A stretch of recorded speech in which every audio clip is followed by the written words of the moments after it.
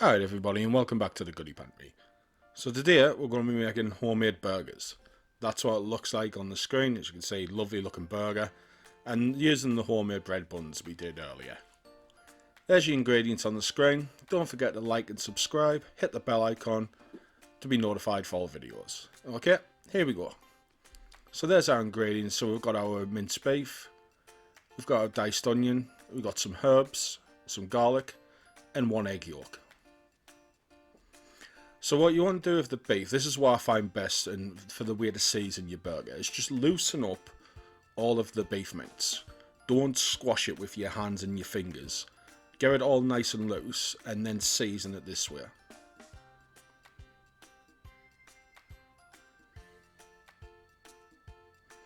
So once you've got it loosened up, you want to put in your onions. So these are finely diced onions.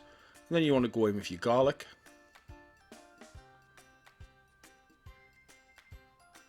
And we're then going to go in with our herbs.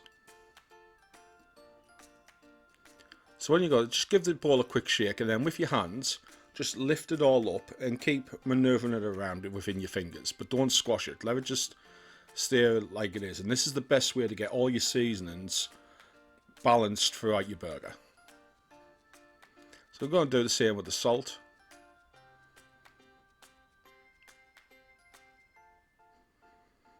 And then we're going to go in with our egg yolk. So now we're going to bring it together. Now as you'll be able to see what I'm doing. I'm still not squashing it with my fingers. I'm just manoeuvring it round. And what I'm going to do now, I'm just using the inside of my hand and lifting it on and patting it down, lifting on, patting down. I'm not squashing the burger meat. If you do it this way, the burger's a lot more tender. It's not as dense as if you would just squish it between your fingers.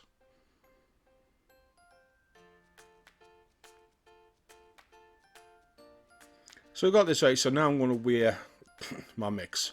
Now with the ingredients we added, it should come to just over 600 grams. So now you can weigh this out depending on how many burgers you want to get. And I'm going to show you two different ways here.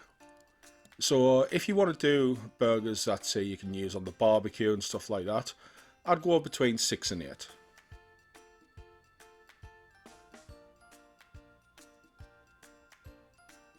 So here's the one. So if you're going to do them for a barbecue, ideally you want to do them either with your hands or with a burger press, just like this. If you're using the burger press, maybe you have the wax sticks, but if you don't, just cover it in cling film or these plastic bags that I use, and use these to press your burgers.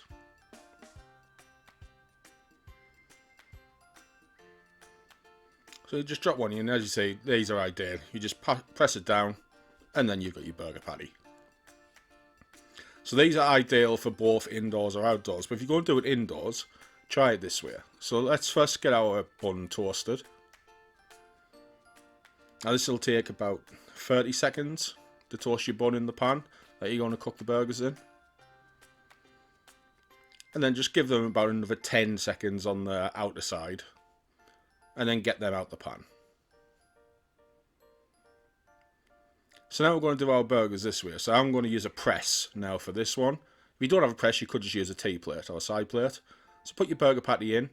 Here's the burger press and just push it down. And this will spread it out really thin.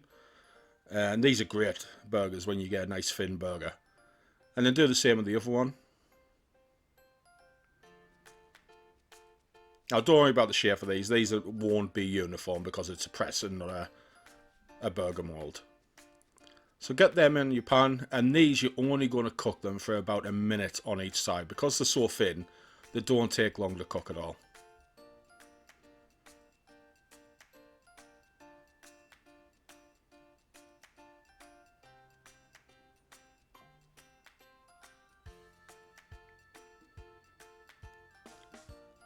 So once it's at a minute on each side, get your cheese, whichever cheese you're using. I'm using a mild cheddar, and get your other burger on the top, and that's done, and we can start making up the burger.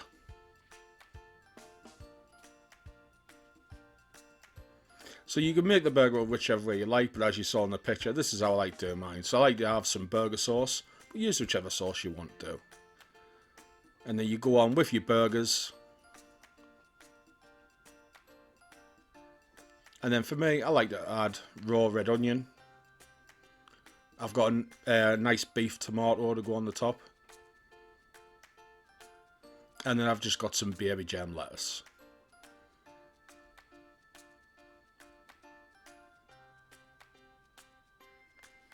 And there you go, one really delicious burger, full of flavour, really good quality.